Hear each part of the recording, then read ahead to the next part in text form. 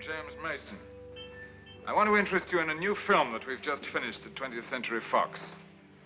Since this was my first assignment as a producer at a major studio, I made sure that the story chosen contained all the ingredients that I like to find when I'm a member of the audience.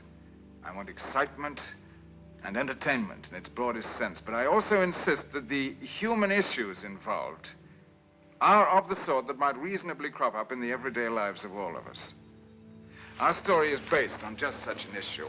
It's about a drug which, properly used, can be a lifesaver, but improperly used can be a life destroyer.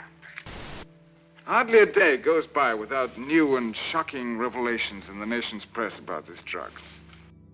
Now here it is, out in the open at last. The public safety net for the mentally ill spans Medicaid, which is different across the country, 8 federal agencies who administer 112 different programs that in some way touch on mental health, and the social service agencies in each of the 50 states. It is a clusterfuck. Except that's an insult to clusterfucks, because at least in them there's the potential of a satisfying ending. This is more of a frustrating cluster dry hump of some kind. People have become so desensitized that, like, it's almost like the new super suicide, you know? People were very desensitized. Well, let me ask you about school shootings, because everybody from Bernie Sanders to Donald Trump, every time there's one, keeps saying, well, it's because America doesn't know how to treat its mentally ill. A lot of these shooters, we find out, Dylan Roof, remember him in South Carolina on Xanax, the guy in Santa Barbara, Xanax, Adam Lanza, Celexa, the Aurora shooters, Zoloft and clonazepam, the Columbine kid, Luvox. You know, there's 4 million teenagers who are on either ADHD drugs or they're on antidepressant drugs.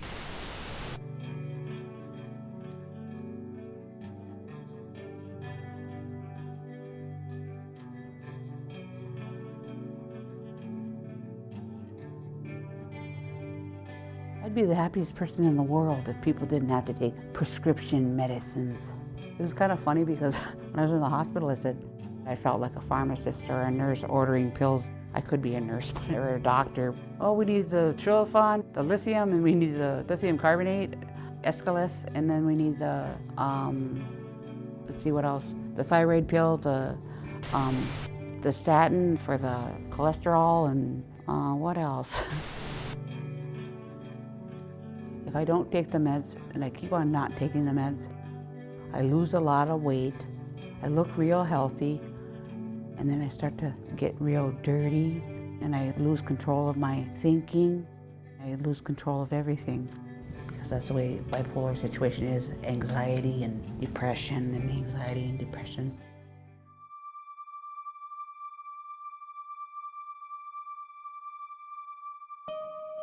People say that you can treat depression and anxiety with like exercise and diet and social activity and stuff like that, but it's really hard to do those things when you're actually really depressed.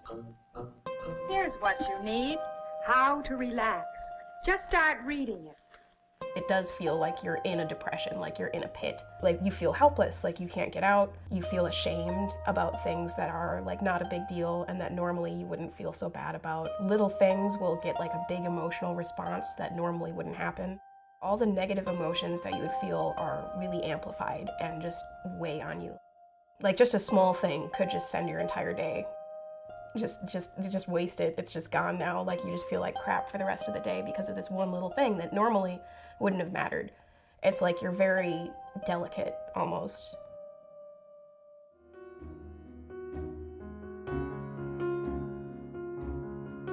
Pharmaceuticals are bad news.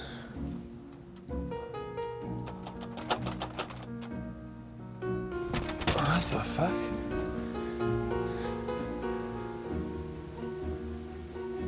There's painty water dripping down from when I almost fell. I mean, what? I didn't almost fall.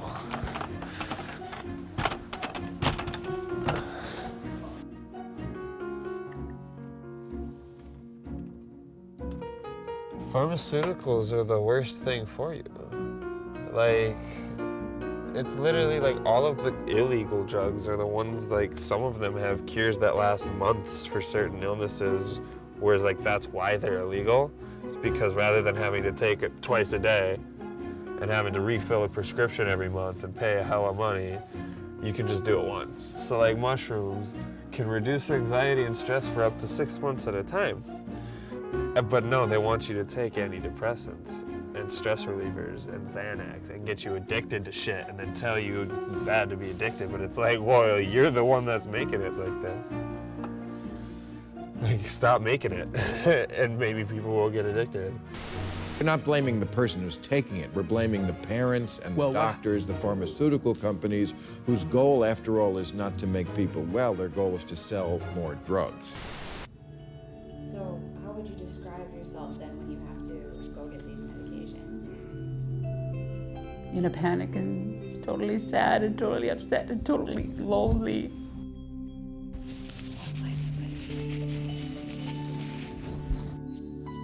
I had some extra Tylenol 3 with codeine, and that I had had for a long, long time. I couldn't sleep and I couldn't sleep, so I was taking one every day, and the bottle was gone, you know, eventually. And I was sleeping and I was calm and I was sleeping. It didn't harm me. I feel like I've gotten out of the most severe part of my depression. You know, when I was feeling really bad, it was like I couldn't do anything. And now when I have those downswings, like I can climb back out pretty easily. I'm very open about the fact that I take antidepressants and that I see a therapist. I would definitely recommend going to see like a professional and talking about what is bothering you, because it really helped me. I feel like I kind of have a responsibility to talk about it, because so many people feel like they can't because they're afraid that, you know, people are going to judge them for not being able to take care of their own mental health without the assistance. I was on Ritalin, Adderall, so like literally every form of that I was on it. Yeah, I was on lorazepam. I hated that. When I was taking it, it was like the most powderiest pill. And it was just this giant fucking diamond of a powdery pill that would stick to your tongue as it went down, but it also had the worst taste possible. So I was just like, they gave me stuff for like reducing stress that I don't remember what that was called. Or then there's like an anti-seizure medication to help insomnia, and I'm like, okay. Yeah, shit's brutal. I feel like it just tries to alter your mind like way too much.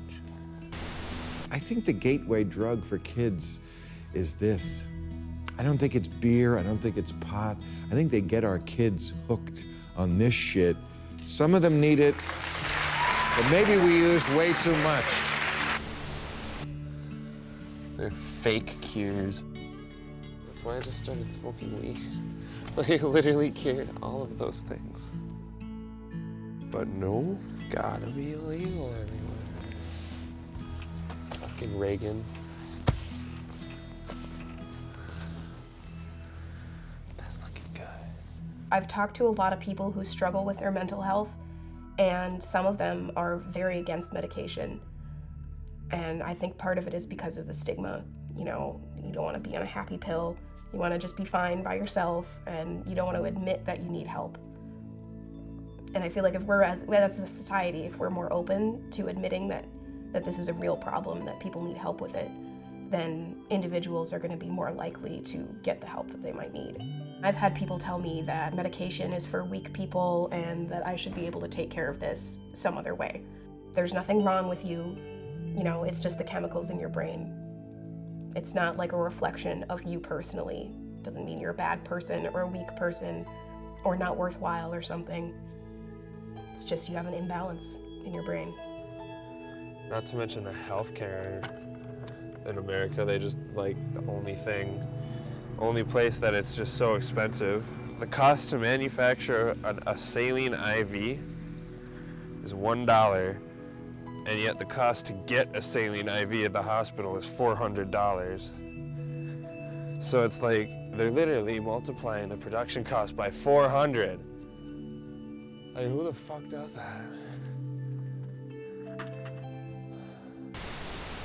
And if I remember rightly, there are some politicians who claim to be pretty motivated to address this problem. This isn't guns, this is about really mental illness. In many of these shootings, we have people who have mental disturbances. Do we need to do a better job in mental health? You bet we do. Okay, fine. Do it then. One of the most miraculous things that's happened in this country is the development of pharmaceuticals for treatments of various diseases. Can it be overdone? Yes. But is it a massive advantage to living in the 21st century? Absolutely. And no one is refuting that. Well, you seem to be. Because, for example, in the pharmaceutical industry, they want the drugs that people need every goddamn day, the Lipitors. And people who need drugs every day, I don't know. Maybe there's a better way to address that problem. Or they want to raise the price of it by 5,000% once they do create it.